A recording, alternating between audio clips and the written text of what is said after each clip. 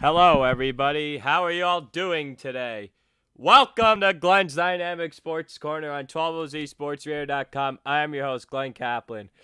We are live in Baltimore, Maryland, which is home of the Baltimore Orioles and the Baltimore Ravens.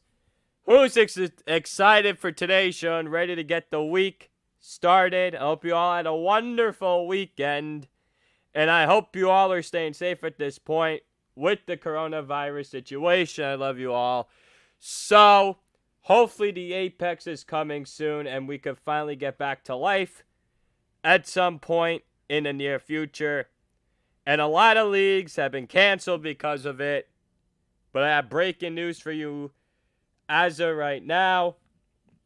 The PGA Tour, and I never talk about golf on this show, is scheduled to begin again in mid-June at Memorial with no fans.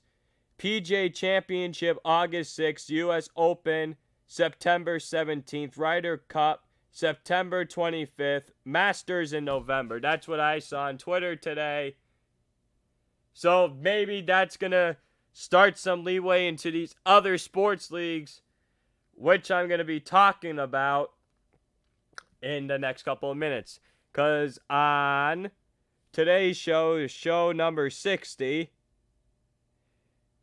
And if you're listening to me now or doing other fun things like watching cartoons or Netflix or SpongeBob or Simpsons or Family Guy or South Park, it's all fun during these depressing times. So, here we go. I'm going to start off, and I have no idea how I didn't think of this until this morning. As I said on Thursday's show, as I do every single morning, read NBA. I look up NBA and NHL articles to see what's going on, when play's going to resume, and all that other fun stuff.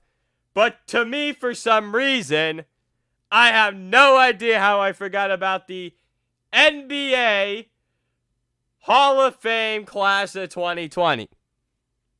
I don't know how I forgot, but here I am. Thank goodness for the internet reminding me this morning, and this is where I'm going to start. And people are discussing, is this the best Hall of Fame class ever? And here it is. Tim Duncan, Kobe Bean Bryant, and Kevin Garnett. And what do say 2 of the 3 have in common is that they played for one team throughout their entire career. Duncan with the San Antonio Spurs, Bryant with the Los Angeles Lakers, and Garnett, when you think of Kevin Garnett, you don't think of him as with the Boston Celtics, and yes, I know he won his one championship, but you think of it with the first career with the Minnesota Timberwolves. So Tim Duncan, 43 years old right now, won 3 finals MVPs, 5-time champion, 2-time MVP, played in 1,392 games, averaged 19 points a game, 10.8 rebounds per game, 3 assists, 2.2 blocks, and 0.7 steals per game. That's what Tim Duncan was. Tim Duncan, you want to talk about Mr. Fundamental his entire career? That's what he was known for. Tim Duncan was maybe one of the most quiet, greatest players we've ever witnessed. And he's also the heart and the heartbeat of the San Antonio Spurs throughout his entire career. And now look at the San Antonio Spurs when he retired. They're not the same juice. Greg Popovich, the head coach, doesn't have the same relationship with his players. Yes, they still like him as players. But it's not the same with Duncan and Popovich. Because Tim Duncan, yes, he basically dictated and listened to whatever Popovich had to say. And that's how he won 5 championships. And he won it in 3 different decades too. Late 90s, in the 2000s, and the 2010s. And Tim Duncan may be the next head coach of the San Antonio Spurs when this is all said and done. Because there were some rumors floating around about Duncan maybe taking over for Popovich, and Popovich going to coach the Brooklyn Nets, and that's the thing that remains to be seen. But as for Duncan's accomplishments in his NBA career, in his illustrious NBA career, Tim Duncan, well respected across the league. And one of the funniest moments, and I remember watching this game as a kid. Well, two things stood out. Number one, I'm still trying to figure out to this day why he was still ejected from a basketball game from just laughing on the bench by Joey Crawford. I remember watching that. And number two, I was probably in 4th or 5th grade. And I came upstairs from my bedroom. And I wanted to see, this was 2006. This was the year the Spurs were a 1 seed. The Mavericks were a 4 seed. I think it was game 3 of the semifinals between the Spurs and the Mavericks. And I think Duncan fell out of the game or something.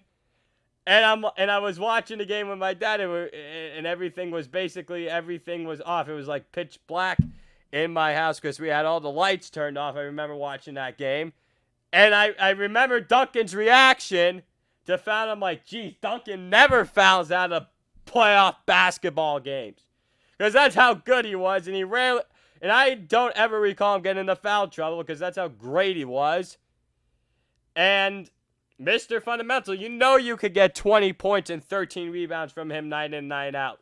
Very consistent. And then he had guys, Manu Ginobili and Tony Parker.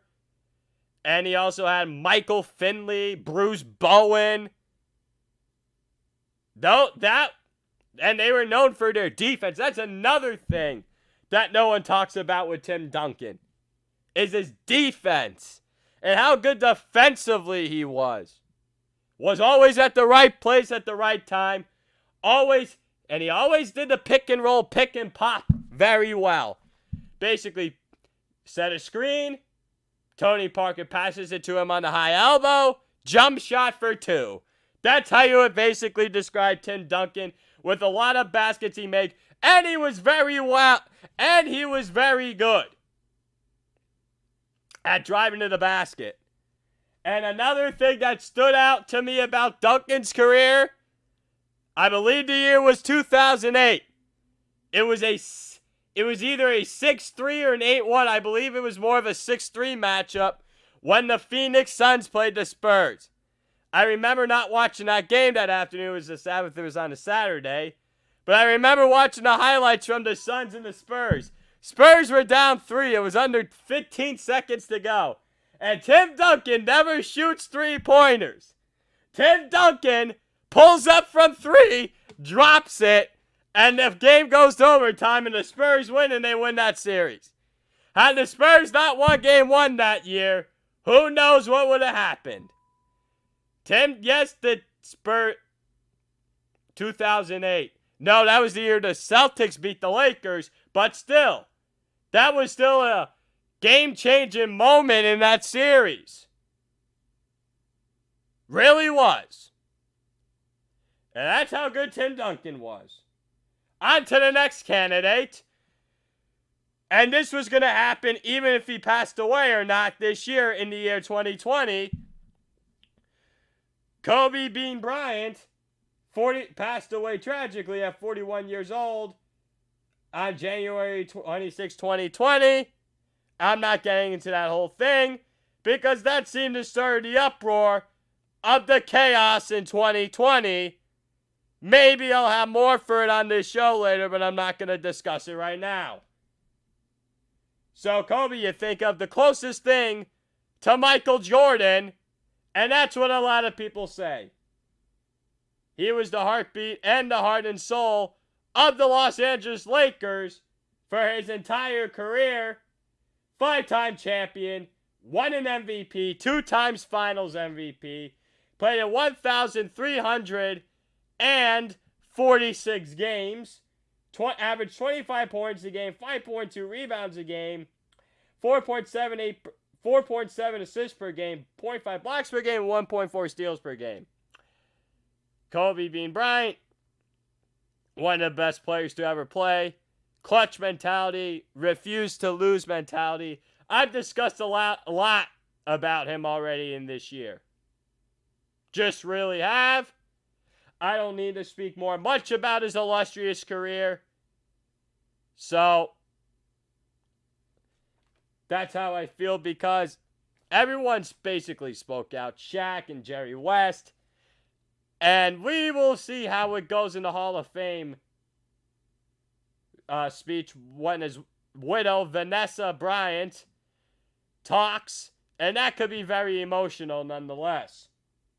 And Kevin Garnett, 43 years old, 1,462 games, 17.8 points per game, 10 rebounds per game, 3.7 assists per game, 1.4 blocks per game, and 1.3 steals per game. Kevin Garnett, known for a lot of things, especially when it comes to defense. And Kevin Garnett, I was never a fan of his. Garnett was a guy you always hated to play against. I remember the one thing in his career where he said, when the Boston Celtics won it all, anything is possible. That's right. Anything is possible. Let's hope that the year 2020 maybe gets better. Let's not count on it, though. Kevin Garnett, all these years, was the heartbeat and the heart and soul of the Minnesota Timberwolves before he gets traded to who else?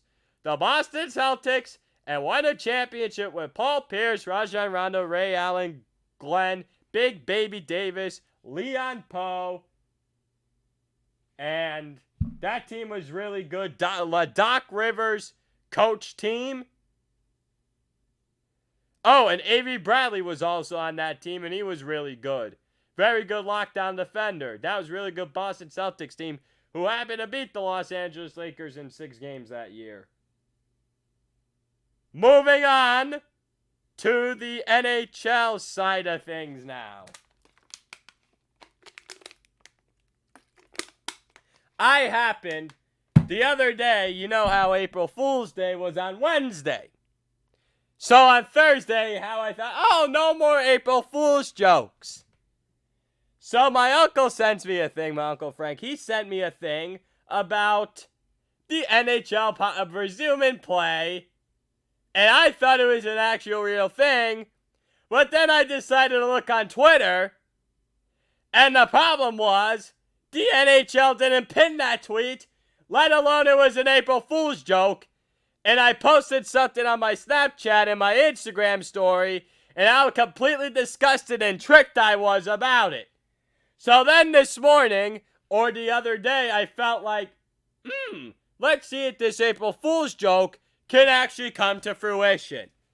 So when the season paused, but let me read you the joke, and then I'm going to tie it into the real life things, had the season gone normally.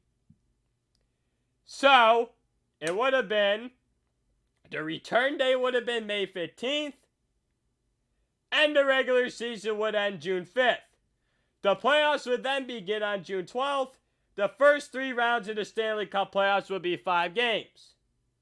As in a best-of-5 series for each of the first 3 rounds. Then the Stanley Cup Finals would stay 7 games. Alright, so now let's take a look and see how this all ties in. When the season was paused on March 10th, there were 25 days left in the regular season. Okay. So, from May 15th to June 5th, that's 21 days. Okay. It's a 4-day difference. But you could maybe schedule some of those as more back-to-backs. Alright. Playoffs. They were originally supposed to be starting April 8th, this Wednesday, and today should have been the day I would have been previewing the first round of the Stanley Cup playoffs. And here we are. We're talking about how we're going to maybe salvage the season, and I'm going to get to that in just a little bit. So, playoffs will run through April 8th through June 10th. And June 10th is a Wednesday. Would have been the last possible day to have the Stanley Cup Finals. So you start the playoffs June 12th. First 3 rounds, I did a calculation today. of a best-of-5 series, and you have them June 5th to July 12th. Give the players a week off. Start the Stanley Cup Finals July 20th. And then you have the finals the 20th, the 22nd, 25th, 27th, 30th. August 2nd and August 5th, your last day for a final. And had it been in real life time, you start the finals May 25th, 27th, 30th. And then in June, you have the 1st, the 4th, the 7th, and the 10th.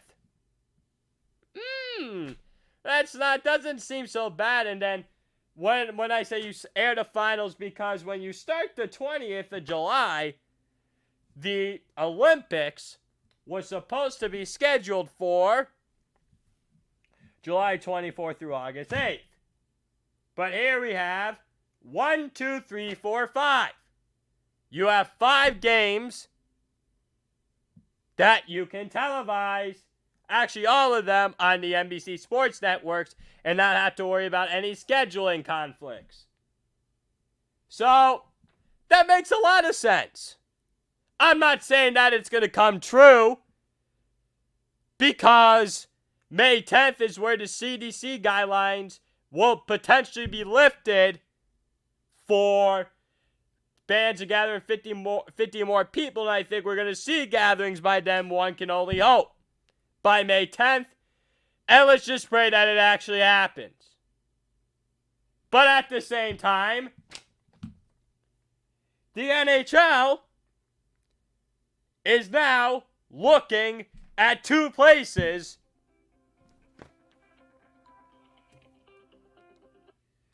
Why is some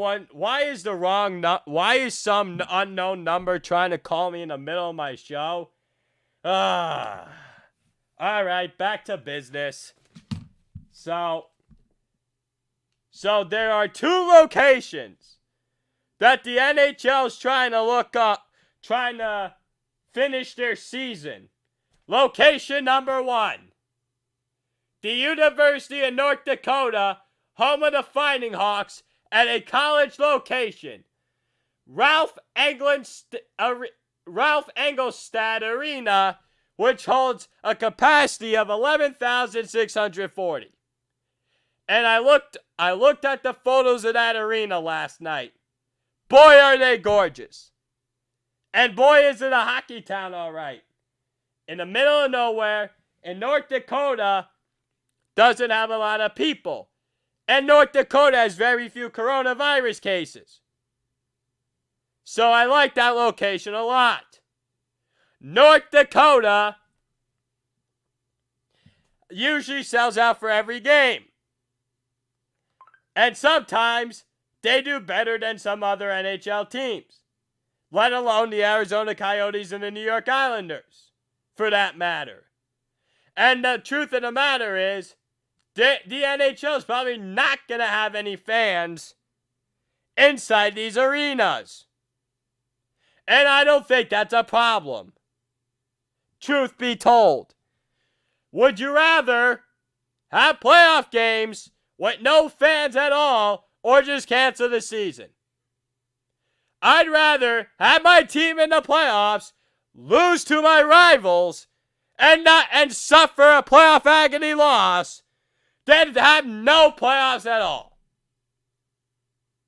As the old phrase saying here in this situation, it's better to have loved and lost than it is to have better loved than not to have loved at all. That's what it seems like here with the NHL at this point in time. You would rather lose to the Washington Capitals or the Philadelphia Flyers if you're a Pittsburgh Penguins fan, than rather just not having a playoffs. That's at the point we're at. And if you're the Calgary Flames or the Edmonton Oilers, the same advice goes for you.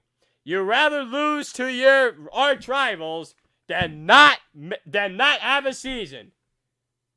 And yes, I know it's not going to please some people to go maybe potentially jumping straight into the playoffs. But there's no other choice at this point. And it's a great hockey venue. It will feel like a college experience almost. And wouldn't that be funny for some of the guys that did play college hockey or played at that venue before, and it'll bring back good old memories. And here's another thing about why I like having this at a neutral site. Ladies and gentlemen, as I tried to explain to my Uncle Frank last night, and me and him always have our arguments for and against it, happens to know the last 4 Stanley Cup winners, Pittsburgh Penguins twice, Washington Capitals, and the St. Louis Blues. What do all 4 of those teams have in common?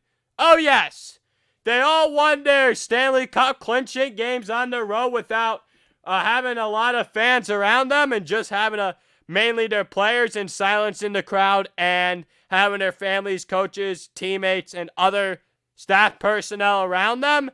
Thank you very much. Yes, indeed. And even if a home team wins the Stanley Cup, it will be considered as the road team because of it being a neutral site, with all of the distractions being away from everybody. And the Pittsburgh Penguins, Washington Capitals, and St. Louis Blues, hey, they won all their Stanley Cups in franchise history on the road. So what makes it any different for them to rather, and they would rather, play games not in their home arenas rather than canceling the season? And you ask any of the other teams as well. Boston in 2011 won the Stanley Cup on the road. Yeah, they did. The only teams that have won the Stanley Cup at home recently, LA Kings did it twice, they're not in the playoffs. Chicago Blackhawks did it once, they're not in the playoffs. So, and then Chicago, but did do it in 2013 on the road, actually, and in 2010 as well. That's how we're viewing these things right now. It is better to play these games in a neutral site with no fans rather than canceling the season. And it appears the apex is coming soon and there's hope across the entire NHL. And today, the NHL is having a Board of Governors meeting with Gary Bettman. That's one of the key days this week. And then tomorrow is they're going to be discussing about paychecks because the last day to collect a regular season paycheck is April 15th. So we're going to see how that rolls around and what that basically decides if hockey is going to get canceled or not for the 2019-2020 season. And there have been no whispers. There has been absolutely nada. Nothing about the NHL wanting to cancel the season. Not a word, not a peep, not a nothing across the media or any other platforms. There is every single thing today that there is hope in the NHL for the season to return. And there is another location that I was discussing with my dad last night, and the first thing I logged on to Twitter this morning, well, it's close enough to the location that I recommended to my dad because of this spot in the New England area being with very little coronavirus cases. I said the state of Maine. But another state that they mentioned is Manchester, New Hampshire, and I'm like, okay, close enough. That's a good location because New Hampshire doesn't have a lot of cases either. So they would play in Manchester, which is home of the Manchester Monarchs, who used to be an AHL team. And yes, I remember seeing them as an AHL franchise when they were used to play the Wilkes-Barre Scranton Penguins, when I used to live in the Wilkes-Barre Scranton area for about 10 to 15 years. And that was where I would always enjoy minor league games, and I kind of missed that to an extent. But back onto the Manchester side of things, the Manchester Arena, now it's an ECHL arena. Now Manchester's now an ECHL team. They hold 9,852 people, and same case would go for North Dakota. The University of North Dakota, you have no fans at the stadium, basically. And that arena isn't as pretty as the SNHU Arena, which holds 9,852 people, is not as pretty as Ralph Engelstad Arena, which holds 11,640. Yeah, I like the 11,640 capacity compared to the 9,852 capacity for hockey, but it really doesn't make a difference at this point in time because they want no fans, and this is what I think is going to happen. I think the Western Conference teams report to North Dakota. I think the Eastern Conference teams report to New Hampshire. And then we will see what happens if we do have a playoff in the Stanley Cup Finals. Well, actually, the Eastern Conference playoffs is easy. You just have it at that site. And then North Dakota and then you have it at North Dakota for the Western Conference playoffs. And then it gets interesting from there. What do you do about the finals? That's if you can't allow any guys in the arena. Do you maybe then open up your own arenas? But it's highly unlikely they're going to open up like PPG Paints Arena or the Capital One Arena or TD Bank Garden. It's very unlikely they're going to open those up for the rest of the year. So I'm curious how it's going to roll at the end of the day with the NHL. As of right now, I'm not worried about them canceling the season. I'm not worried. Hockey fans, I don't think, need to worry too much.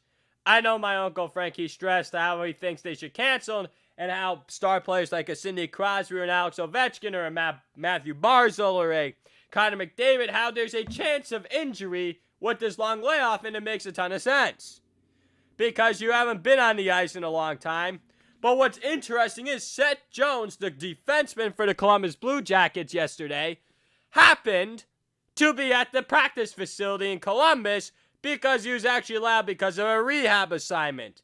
And I was thinking, maybe you could have games at the practice facilities, but it's actually better to have these guys in less affected areas, like in New Hampshire or in North Dakota. New Hampshire. I like those spots by the NHL. And it appears every day the NHL is thinking more of, we want to save the season and we want to award a Stanley Cup winner rather than we don't want to cancel the season because they feel like they want to award a winner some way, somehow. But then there was a tweet that I came up across the other day. Not cancel the season, but postpone everything till November. Finish everything by then. And then you have a 48-game season starting in February of 2021. Play 48 games. Just like the similar 2012-2013 lockout season where you played 44 to 48 games. And then you start the playoffs in May. And I know the goal of the NHL next year is to play all 82 games. But at some point, they're going to have to realize, when do we call it quits? Or when do we start the playoffs? Or when are we going to realize we're going to have to cut into the season next year? Because that's what it's coming down to right now. And across the NHL and other maybe potential sports platforms. And I've said this to my family, and they don't want to believe me. I don't know. But if I were a Vegas guy, and if I were to bet, I'm telling you right now, do not tell me that I didn't say on there, and I've told this to people. The NHL will be the first and it seems like golf is coming back out of the NBA, MLB, and the NHL. The NHL, I believe, is going to be the first one back. That's what I believe. I believe it's going to be the NHL, the MLB, and the NBA. Because the MLB is outdoors. And as far as the NBA, there seems to be some pessimism going around right now. So, according to Brian Windhorst of ESPN, there is a lot of pessimism right now because they're not having talks to restart the league. They're having financial talks about what would happen if the season shut down, and I think there's a significant amount of pessimism right now. So the NBA is concerned there's not enough testing with players, and then there's a lot of unforeseen circumstances here in the situation. And so here's the thing that I've said on this show. At one point in time, let's see, in 1918-1919, when Toronto won its Stanley Cup, they had to cancel the Stanley Cup Finals the next year due to the Spanish flu.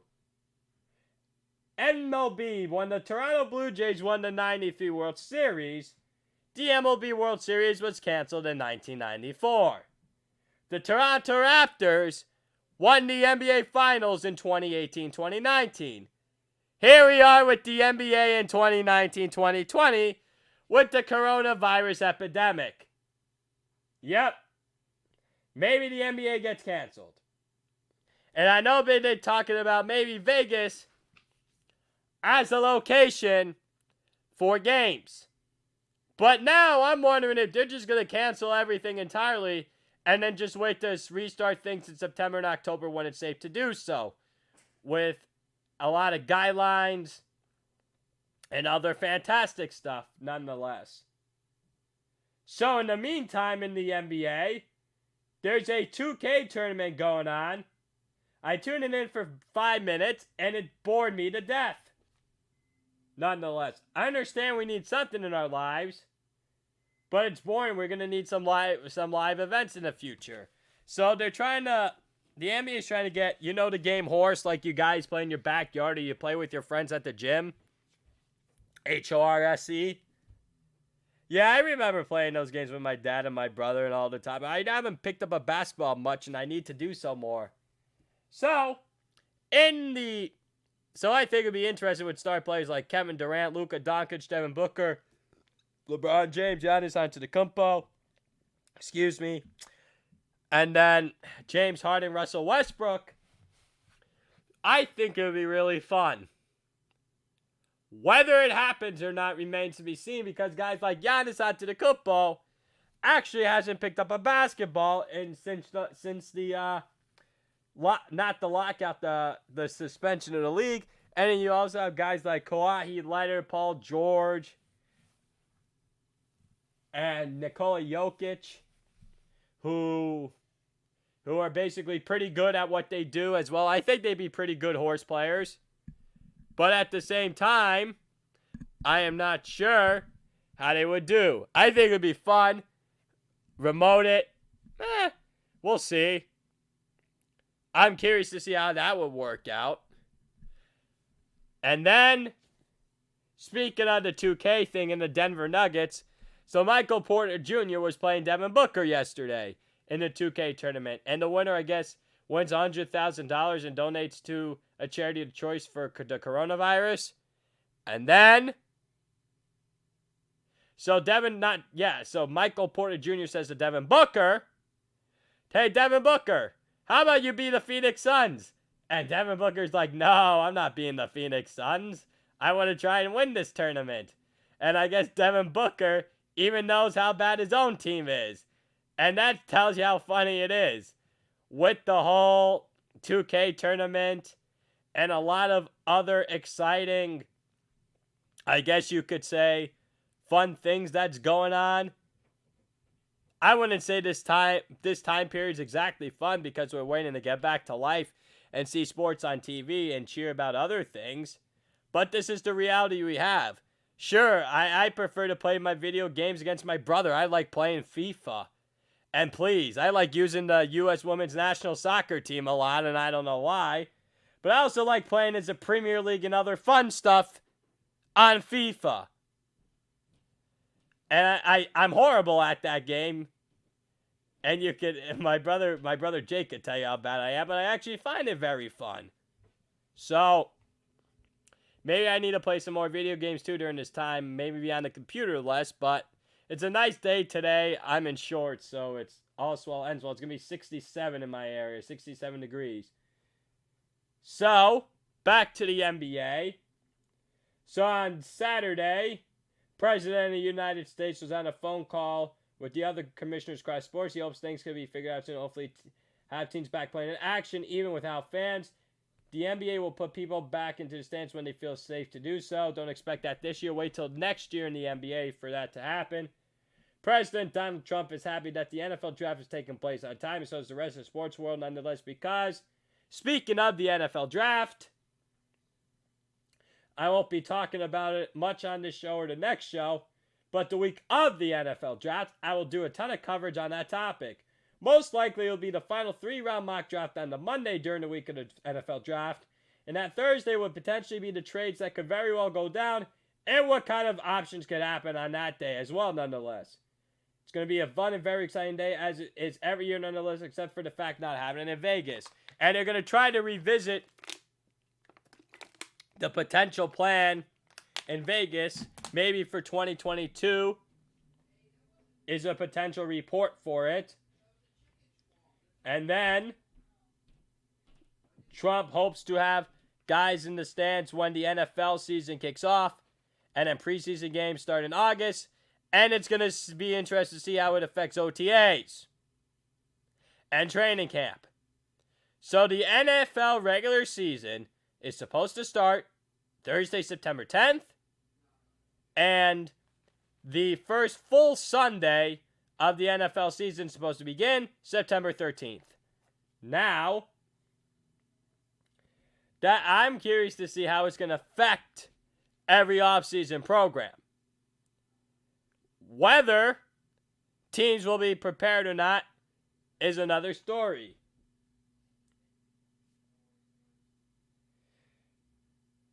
And speaking of transitioning from football to baseball, the MLB is unsure when this season's going to begin.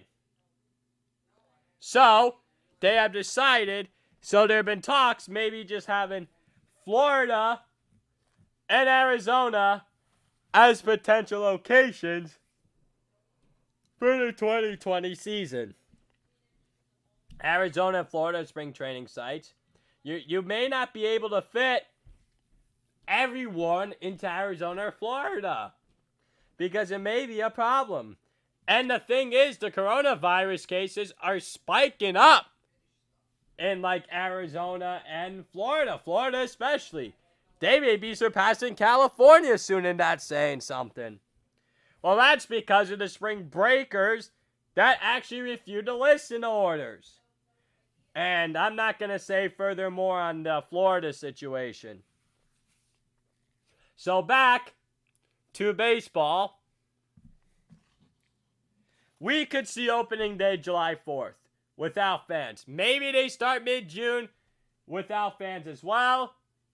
But then you're going to have to start to play some games, get some more swings, get some more reps underway before you can actually start a season, because how many guys have actually touched a baseball bat and swung? I actually happened to touch one yesterday because it was nice outside. It actually happened to be nice outside yesterday. So, I think it would be great not having fans in an arena. I think it'd be okay. And I'm going to just say this right now. I remember last year, it was a playoff game I was working. And for all you guys who are saying, oh, no fans this, no fans that. Stop it. I remember doing a playoff game. I was working the score clock. It was just the referees.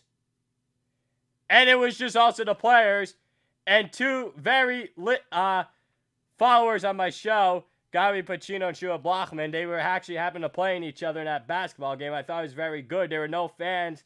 And yes, I know it's only a rec league game, but the baseball players are actually going to have to live with it, and so the rest of the sports world, until we get things in August and September.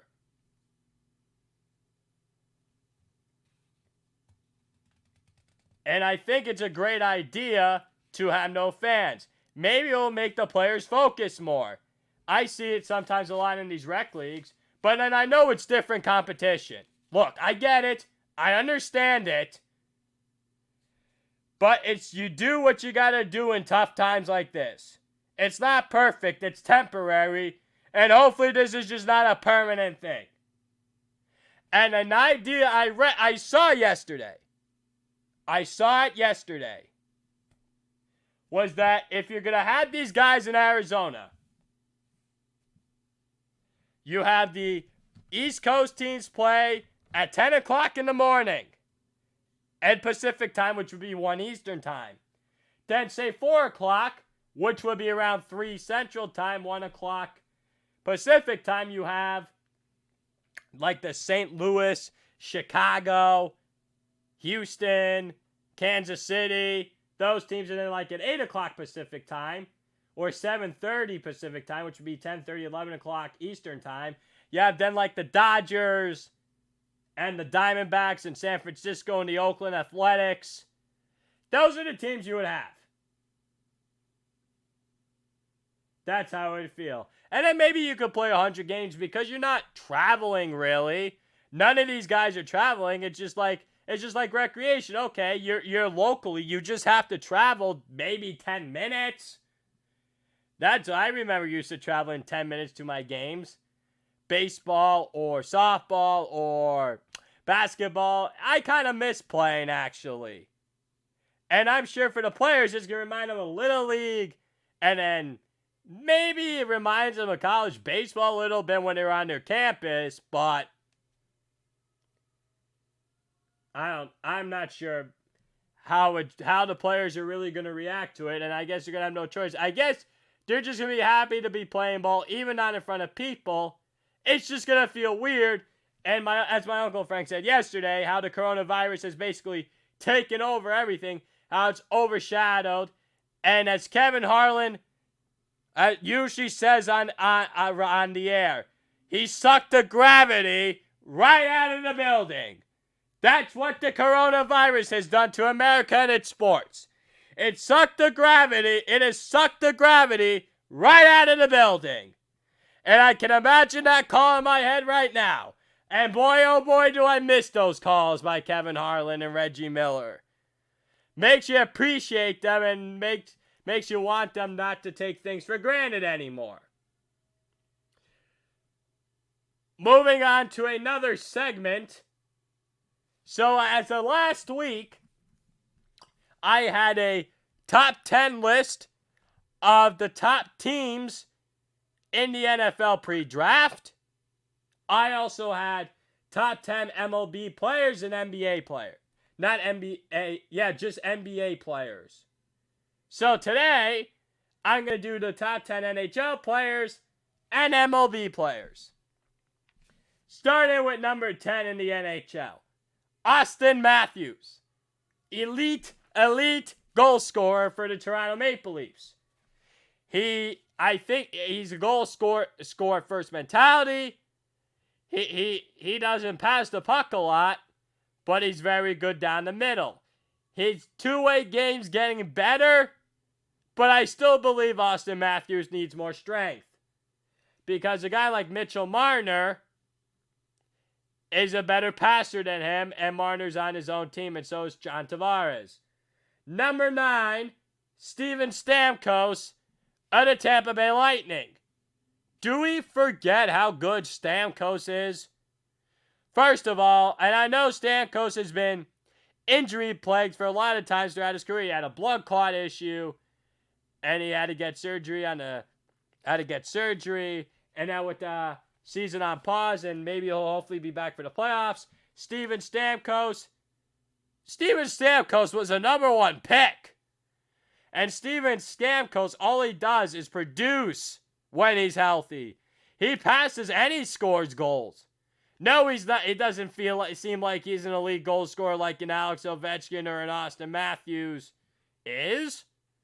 But Steven Stamkos is elite. And he even has Nikita Kucherov on his own side, nonetheless. Stamkos is a first-ballot Hall of Famer. And Stamkos has been overshadowed his entire career. because of having a Connor McDavid and a Sidney Crosby and Alex Ovechkin of Evgeny Malkin in the league. And even his own, he's even overshadowed by his own teammate Nikita Kucherov. And Steven Stamkos, you want to talk about how Evgeny Malkin sometimes is forgotten on the Penguins. Stamkos is forgotten a lot on the Tampa Bay Lightning. I remember when in 2016 for a Game 7, when the Penguins were playing the Lightning, I'm like, you gotta be kidding me, Stamkos is back for Game 7. I didn't forget about Steven Stamkos. John Cooper, the head coach, didn't forget about Steven Stamkos. The media seems to forget about Steven Stamkos. Number 8, Evgeny Malkin, Pittsburgh Penguins. He could have his own team if he wanted to. Second overall pick in 2004 after Alex Ovechkin. And my brother Jake said to me the other day, what would have happened maybe if you had Evgeny Malkin drafted by the Capitals and then Alex Ovechkin drafted by the Penguins? That would have been very interesting to see nonetheless, because you had Malkin riding his own team in Washington and Crosby basically just passing the puck to Ovechkin all the time. I can imagine that rivalry between Crosby and Malkin, but Malkin has never complained once about being second fiddle to Sidney Crosby, and Malkin may be more stronger than Crosby is because Malkin usually loves taking over when Crosby's not healthy.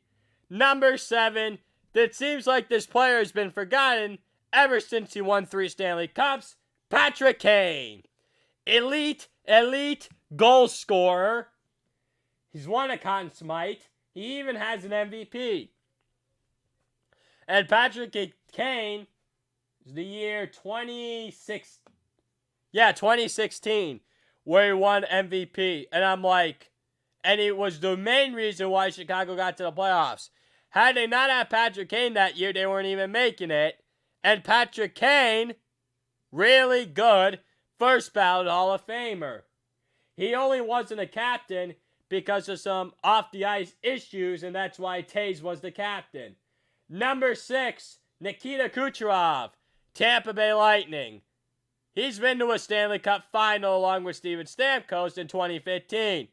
Nikita Kucherov has basically also now has an MVP in his repertoire.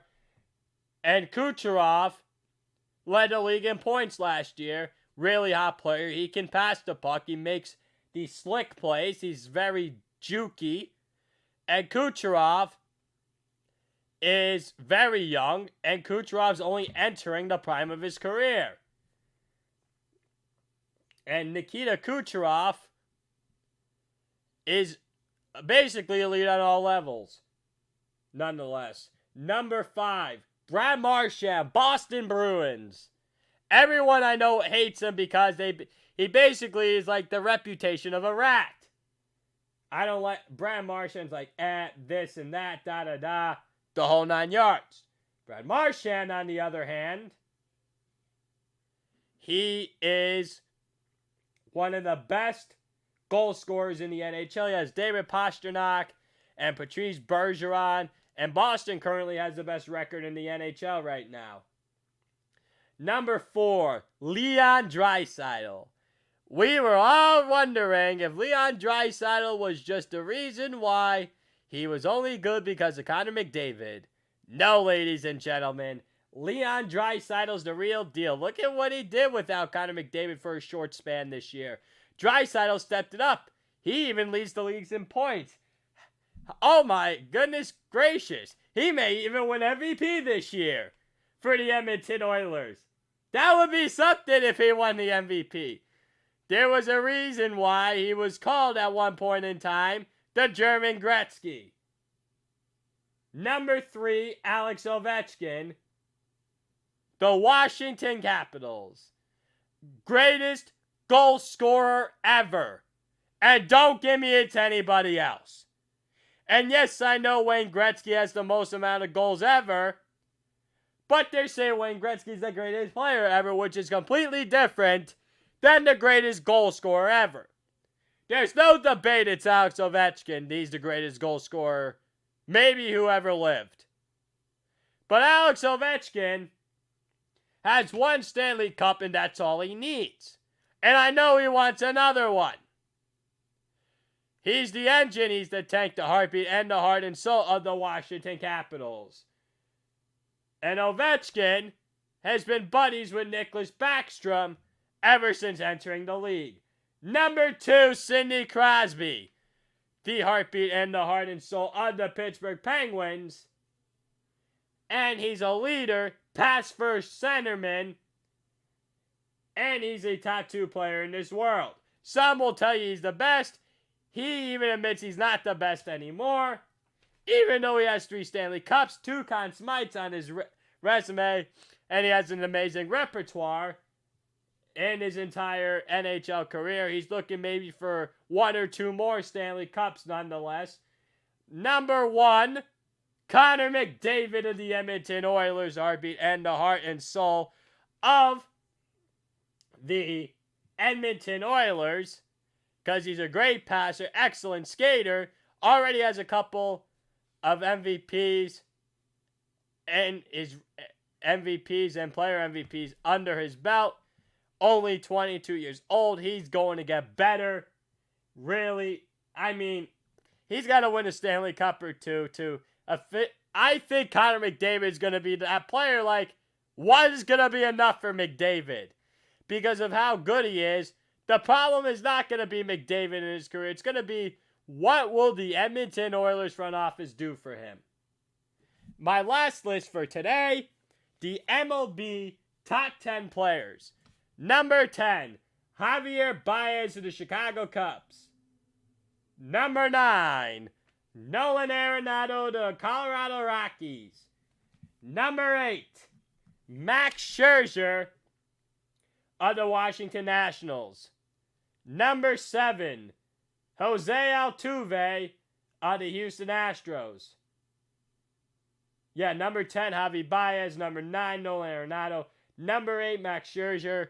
Number 7, Jose Altuve. And I know he's probably getting the bad rep of, oh, he was on the Astros. He cheated. He had a buzzer under his shirt. Da-da-da. We don't like him. Stop. Everyone stop right now. And look, I get it. I understand. But he's still one of the 10 best players in baseball. Number 6, Aaron Judge, New York Yankees. Very, very, very tremendous leader for the New York Yankees. Number 5, Christian Yelich. Number 4, Cody Bellinger. Number 3, Jacob deGrom. Number 2, Mookie Betts. Number 1, Mike Trout of the Los Angeles Angels. So he's the heartbeat and the heart and soul of the Los Angeles Angels. And he's probably also of the MLB as well. And he's the face of baseball. So once again, Javi Baez, number 10, Chicago Cubs third baseman. Number 9, Nolan Arenado, Colorado Rockies third baseman. Number 8, Max Scherzer, Washington Nationals starting pitcher. Number 7, Jose Altuve, second baseman for the Houston Astros. Number 6, Aaron Judge, New York Yankees. Number 5, Christian Yelich, outfielder, Milwaukee Brewers. Number 4, Cody Bellinger, outfielder, Los Angeles Dodgers. Number 3, Jacob deGrom, starting pitcher, New York Mets. Number 2, Mookie Betts, outfielder, Los Angeles Dodgers. And number 1, Mike Trout of the Los Angeles Angels. So, I think that's a pretty good list. Judge, heartbeat and heart and soul of the Yankees. And then Trout, heartbeat and heart and soul of the Los Angeles Angels. And the entire MLB. So, that's my top 10 list for now. And I'm probably going to have more of the NFL. Maybe before the NFL season begins, I could go position by position. Quarterback, running back, fullback, wide receiver, tight ends, offensive line, defensive line, linebackers, inside, outside, corners, safeties, kickers, punters, coaches. I think that could very well work. All right, ladies and gentlemen, I am out of time here. Thanks for tuning in to Glenn's Dynamic Sports Corner. I'm your host, Glenn Kaplan. I hope you all enjoy the rest of your day, your week, and when the weekend comes, when this weekend comes up, you all enjoy that as well. I will be back next Monday at the same time. I will not be on the air this Thursday due to Passover, and I will be back next Monday, hopefully. I hope you all enjoy your holidays and make good decisions, as my high school principal once said at one point in time. And for those of you who celebrate Easter, enjoy that as well. I'll be enjoying Passover. I will hopefully be back next Monday. I will go over some potential NBA and NHL topics, some NFL draft topics, maybe some other potential NFL topics as well, along with the MLB, maybe more merchandise. We will see. Ladies and gentlemen, have a good day and enjoy. I love you all.